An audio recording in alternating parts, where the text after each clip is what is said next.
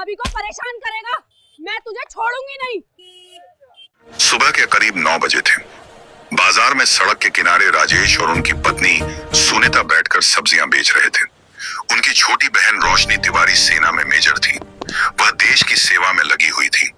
उसे जरा भी अंदाजा नहीं था कि आज उसके भैया और भाभी के साथ कौन सा हादसा होने वाला है। राजेश और सुनीता दोनों शांति से सब्जियां बेच रहे थे कि तभी अचानक एक मोटरसाइकिल तेजी से आती है। मोटरसाइकिल पर इंस्पेक्टर बलवंत सिंह बैठा हुआ था। वह बाइक साइड में लगाता है और गुस्से में आकर राजेश की पीठ पर एक जोरदार डंडा मार देता है। फिर सुनीता पर भी लाठी बरसा देता है। दोनों अचानक घबरा जाते हैं और हैरान रह जाते हैं। इंस्पेक्टर गुस्से में चिल्लाता है, यह सड़क तुम्हारे बाप की है क्या? जहां मन किया वहीं पर सब्जियां लगा दी। दिख नहीं रहा यहाँ ट्रैफिक लग सकती है। इस तरह सड़क के किनारे सब्जी कौन बेचता है? सब्जी बेचनी है तो अपने घर जाकर बेचो। सड़क जाम करने की हिम्मत कैसे की तुम लोगों ने? इतना कहकर बलवंत सिंह ने गुस्से में चटाई पकड़कर जोर से खींच ली जिसमें सारी सब्जियां रखी थी। सब्जियां सड़क पर बिखर गईं। सुनीता रोने लगी और हाथ जोड़कर माफी मांगने लगी। साहब मुझे माफ कर दीजिए, आगे से ऐसा नहीं करूंगी। प्लीज सर, हमें माफ कर दीजिए। हमारी सब्जियां इस तरह मत फेंकिए, हमारा बहुत नुकसान हो जाएगा साहब। राजेश भी हाथ जोड़ते हुए बोला, साहब प्लीज हमारी सब्जियों को मत फेंकिए, हम यहाँ से चले जाते हैं, हमारा बहुत नुकसान हो गया साहब। ऐसा मत कीजिए, मैं आपके आगे हाथ जोड़ता हूँ, हमें माफ कर दीजिए। मगर इंस्पेक्टर बलवंत सिंह को जरा भी दया नहीं आई। वह गुस्से में दोनों को गालियां देने लगा, भला बुरा कहने लगा। फिर उसने गुस्से में राजेश के ऊपर एक और लाठी मारी और चिल्लाकर बोला, जल्दी सब्जियां हटाओ यहाँ से। लाठी इतनी जोर से लगी कि राजेश दर्द से करा उठा और रोने लगा। वह हाथ जोड़कर पैर पकड़कर माफी मांगता रहा, लेकिन इंस्पेक्टर का दिल मानो पत्थर का बन चुका था। सुनीता भी रोते हुए माफी मांग रही थी, मगर बलवंत सिंह के कानों पर जरा भी असर नहीं हो रहा था। आधी सब्जियां सड़क पर बिखर चुकी थी। गाड़ियां चल रही थीं। लोग इधर उधर जा रहे थे। कुछ सब्जियां गाड़ियों के नीचे कुचल गईं। हल्ला मचने के कारण लोग इकट्ठा होने लगे। सब कोई खड़े होकर तमाशा देखने लगे, मगर कोई आगे नहीं आया। किसी ने भी यह नहीं कहा कि इंस्पेक्टर गलत कर रहा है, जबकि सबके सामने साफ दिख रहा था कि गलती इंस्पेक्टर की है। वह चाहता तो बिना मारे उन्हें समझा सकता था कि सब्जियां हटा लें, लेकिन उसने बेवजह डंडा बरसाया, गोलियां दी और सब्जियां बिखेर दी। इसी भीड़ में मौजूद थी मेजर रोशनी की बचपन की सहेली शिक्षक स्नेहा। वह भी लोगों के साथ खड़ी तमाशा देख रही थी, मगर अगले ही पल उसने समझदारी दिखाई और सोचा इस वक्त घटना की वीडियो बनाना बहुत जरूरी है। उसने तुरंत मोबाइल निकाला और पूरी घटना रिकॉर्ड करने लगी। वीडियो में साफ दिख रहा था कि इंस्पेक्टर बिना वजह डंडा बरसा रहा है, गालियां दे रहा है, सब्जियां सड़क पर फेंक रहा है और सार्वजनिक रूप से उन्हें अपमानित कर रहा है। शिक्षक स्नेहा के मन में गुस्सा भर गया। वह रोशनी के भैया भाभी को भली भांति जानती थी और उसने ठान लिया कि इस अपमान का जवाब जरूर दिलवाएगी। इंस्पेक्टर बलवंत सिंह फिर गुस्से में चिल्लाया, जल्दी हटो यहाँ से वरना जो सब्जियां बची हैं उन्हें भी सड़क पर फेंक दूंगा, समझे? यहाँ ट्रैफिक जाम लग जाएगा। ये तुम्हारे बाप की सड़क नहीं है। सुनीता और राजेश दोनों रोते हुए सड़क पर बिखरी सब्जियों को समेट रहे थे। दोनों के मन में एक ही ख्याल आ रहा था, काश हम गरीब ना होते तो हमें यह दिन ना देखना पड़ता। काश हमारी बहन हमारे साथ होती तो शायद कोई हमें यूं अपमानित ना करता। दोनों की आंखों से लगातार आंसू बह रहे थे। उन्होंने जितनी सब्जियां बची समेटी और घर की ओर चल दिए। इंस्पेक्टर ने गुस्से में बाइक स्टार्ट की और चिल्लाया, तुम लोग यहाँ क्या देख रहे हो? काम धंधा नहीं है क्या? सब अपने अपने काम पर जाओ, भीड़ खत्म करो यहाँ से। इतना कहकर वह गुस्से में वहां से चला गया। इधर मेजर रोशनी की सहेली स्नेहा घर गई और उसने वीडियो तुरंत रोशनी को भेज दी। वीडियो देखते ही रोशनी की आंखों से आंसू बह निकले। वह गुस्से और दुख से भर गई।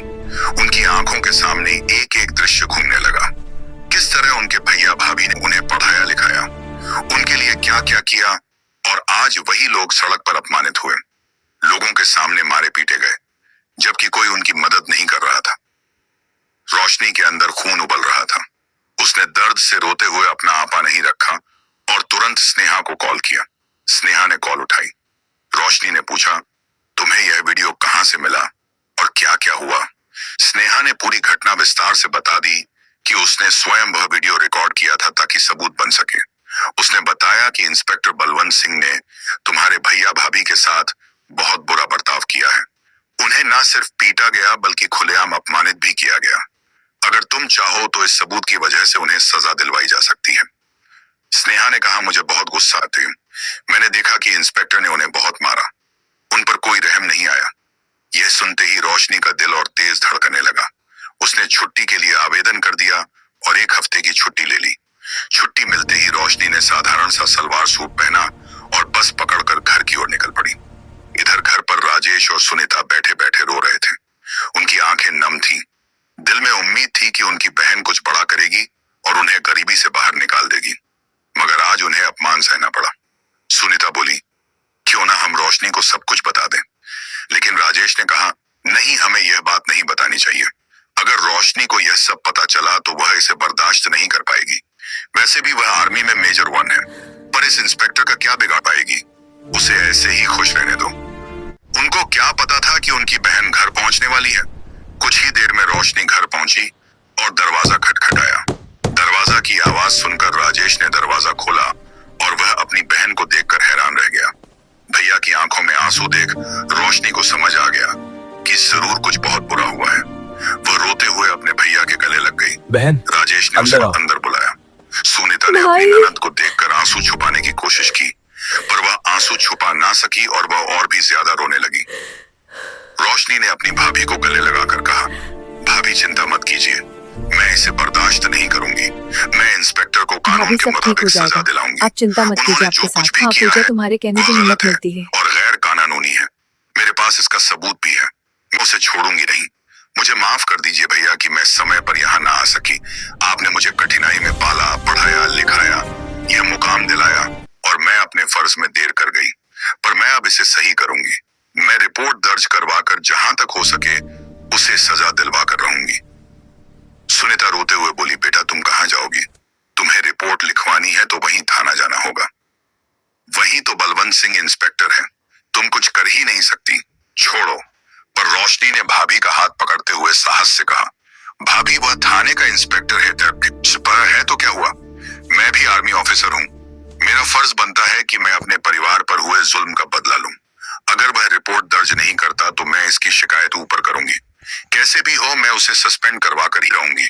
अपने भैया भाभी को शांत रखकर रोशनी सीधे थाने की ओर निकल पड़ी। वहां उसने देखा कि डेस्क पर इंस्पेक्टर बलवंत सिंह बैठा था और हाथ में सिगरेट लिए पी रहा था।